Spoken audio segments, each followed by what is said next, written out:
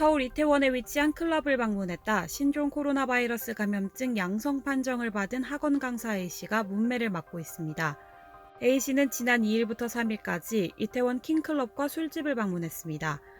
이후 용현동의 한 음식점과 하객동의 모 대리점, 커피숍, 연수구 마트, 용현동 소재 체육시설을 이용했습니다. 하지만 A씨는 같은 날 킹클럽에 들른 용인시 66번 확진자와 지난 8일 확진 판정을 받은 부평구 청천동 거주 확진자와 접촉했습니다. 이에 A씨는 무증상이었지만 코로나 검사를 받았습니다. 인천시는 A씨가 지난 8일 미추홀구 보건소 선별진료소에서 검사를 받은 후 9일 양성 판정을 받아 인하대병원으로 이송됐다고 전했습니다. A씨는 미추홀구 보습학원과 중고학원에 재직 중이었고 연수구에서 과외를 하고 있었습니다.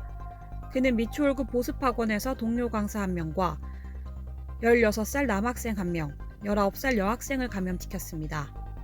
이어 중구학원에서 고등학교 1학년 여학생들을 감염시켰으며 연수구 과외학생과 과외학생 어머니까지 총 8명을 감염시켜 파장이 일었습니다. 애초 코로나19로 인해 개학 시기가 늦춰져 초, 중고 학생들과 학부모들의 반발이 일어난 바 있습니다. 이 사정을 잘 알고 있는 강사가 클럽을 간 것도 모자라 방역당국의 무직이라고 거짓말까지 해 법적 책임도 피할 수 없게 됐습니다. A씨는 코로나19 양성 판정을 받을 당시인 9일, 당시 방역당국의 역학조사에서 무직이라고 말했습니다. 하지만 10일 회신된 위치 정보와 진술이 불일치했고 방역당국은 재조사를 실시, A씨가 학원 강사인 것과 과외 수업을 한 사실을 확인했습니다.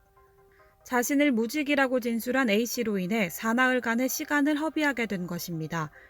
A씨가 처음부터 동선을 제대로 밝혔더라면 수업반 학생들의 감염까진 막지 못했더라도 이들을 통한 3차 감염 가능성은 사전에 차단하거나 추가 접촉은 줄였을 수 있을 것이라는 지적이 나오는 대목입니다. 실제로 확진자 중 학생 2명은 지난 주말 각각 700명 규모의 미추홀구 팔복교회와 350명 규모의 동구 소재 온사랑 장로교회를 다녀온 것으로 확인됐습니다. 게다가 실제로 학생들을 포함해 A씨로 인한 감염자만 모두 11명인데 학생 확진자 중 연수구 거주 남매의 국어과외 교사는 남매에 의한 3차 감염이 추정된다고 방역당국은 보고 있어 우려를 낳고 있는 상황입니다.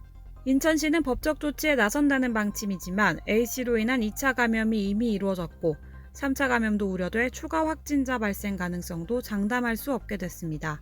김강립 중앙재난안전대책본부 1총괄조정관은 이날 정부 세종청사에서 열린 정례 브리핑에서 부정확한 진술이 반복된다면 2차, 3차 감염의 확산을 막을 수 없고 우리 사회 전체가 다시 위험해질 수 있다고 우려했습니다.